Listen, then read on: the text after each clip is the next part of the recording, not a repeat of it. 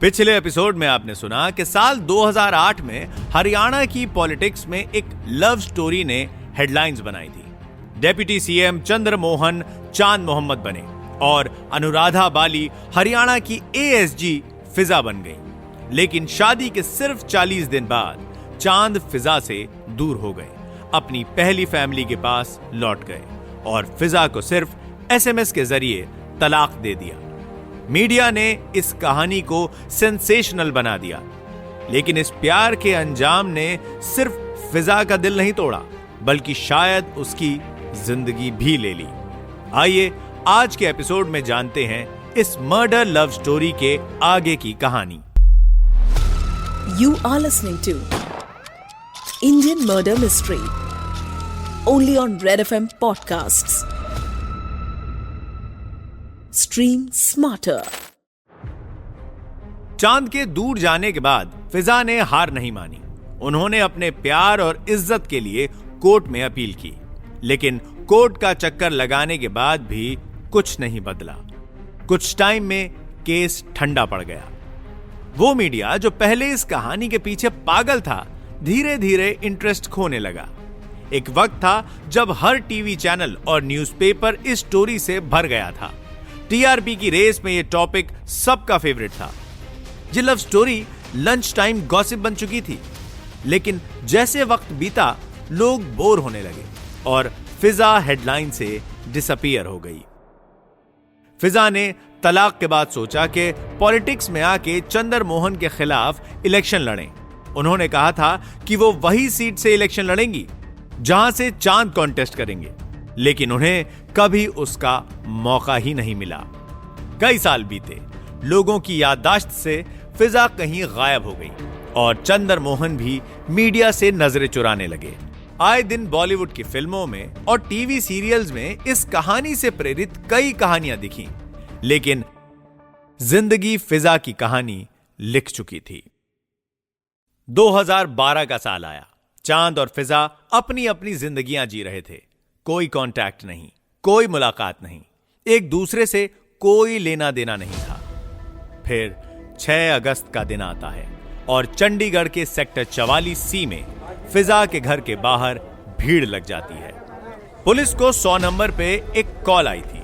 Call करने वाले थे फिजा के चाचा सतपाल सिंह। उन्होंने पुलिस को बताया कि घर का दरवाजा अंदर से बंद है और लास्ट टाइम उनकी बात फिजा से 1 अगस्त को हुई थी। तब फिजा खुश लग रही थी, बिल्कुल ठीक, लेकिन कुछ दिन से उसका फोन ऑफ जा रहा था और जब वो फिजा के घर पहुंचे तब 1-2 पड़ोसियों ने कहा कि अंदर से कुछ दिन से एक बदबू आ रही है। पुलिस टीम तुरंत मौके पे पहुंची। देखा तो घर का मेन गेट अंदर से लॉक्ड था, लेकिन ताला लटका हुआ और खुला मिला। नेबर्स इधर उधर से आके जमा हो गए। घर के अंदर का नजारा और भी अजीब था। मेन एंट्रेंस पार करके घर का दरवाजा था जो कि अंदर से लॉक था और बेडरूम का डोर भी अंदर से लॉक था। जब दरवाजा तोड़ा गया तो अंदर का नजारा दिल दहला देने वाला था। बेड पर फिजा ऐसे लग रही थी जैसे सो रही हो, लेकिन वो जिंदा नहीं थी। उसकी बॉडी बुरी तरह से सड़ चुकी थी। बेड के पास एक विस्की की बोतल भी रखी थी। फॉरेंसिक टीम कहती है कि बॉडी 2-3 दिन पुरानी थी। एक बार फिर फिजा सुर्खियों में आ गई थी, शायद आखिरी बार। इन्वेस्टिगेशन शुरू हुई और मीडिया ने केस को 3 एंगल्स में डिवाइड कर दिया: सुसाइड, नेचुरल डेथ और मर्डर।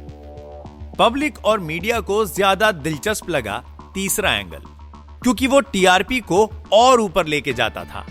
चांद मोहम्मद पर शक गया, लेकिन इन्वेस्टिगेशन में पता चला कि चांद ने पिछले कुछ सालों में फिजा से कोई संबंध नहीं रखा। लेकिन केस में एक ट्विस्ट और आया। पुलिस को फिजा के घर में 92 लाख कैश, 1.5 किलो सोना और 1 किलो चांदी मिला। केस सर के बल पलट गया। यह डिस्कवरी होश उड़ाने वाली थी।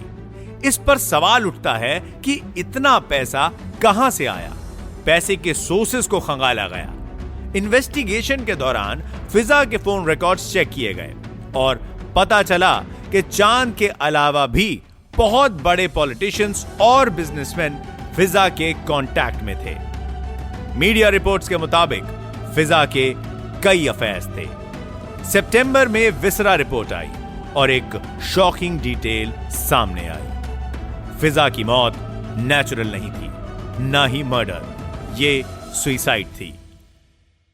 ब्लड टेस्ट में एमोनियम फॉस्फाइड, जिसे आमतौर पर सल्फाज कहते हैं, उसकी हाई क्वांटिटी मिली। बेडरूम में सल्फाज की एक बोतल भी मिली थी। अल्कोहल के साथ कंज्यूम करने से इसका असर और लीथल हो जाता है। पुलिस ने केस क्लोज कर दिया। डेथ बाय सुसाइड लिखकर फाइल बंद हो गई। चांद और फिजा की लव स्टोरी का भी दी एंड वहीं हो गया।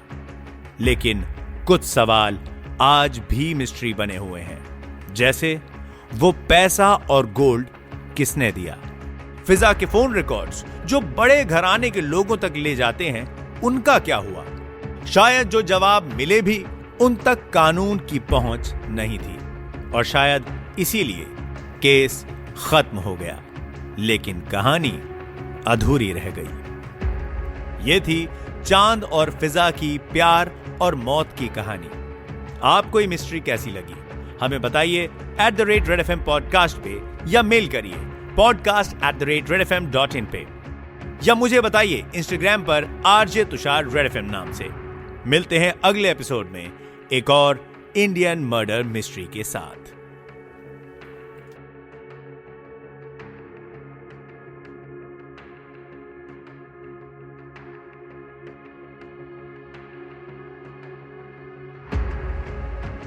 You were listening to Red Podcast Indian Murder Mystery. Written by Dhruv Law. Audio designed by Ayush Mehra. Creative Director Dhruv Law. Send your feedback and suggestions right to us at podcast@redfm.in.